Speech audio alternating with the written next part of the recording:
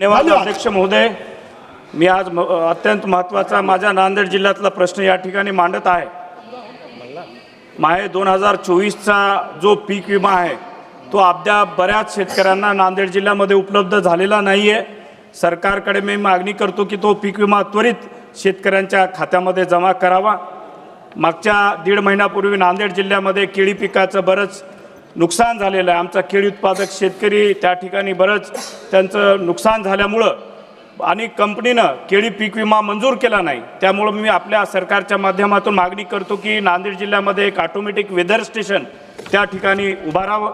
आणि सगळ्यात महत्त्वाचं 7 ऑगस्टला हरित क्रांतीचे जनक म्हणून डॉक्टर स्वामीनाथन यांची जयंती आहे। त्यांच्या जयंतीच्या मुहूर्तावर पूर्ण भारतभर त्या ठिकाणी ॲग्रिकॉस डे जे कृषी विद्यार्थी दिवस म्हणून या ठिकाणी सरकारनं साजरा करावा अशी सरकारकडे मी मागणी करतो। धन्यवाद।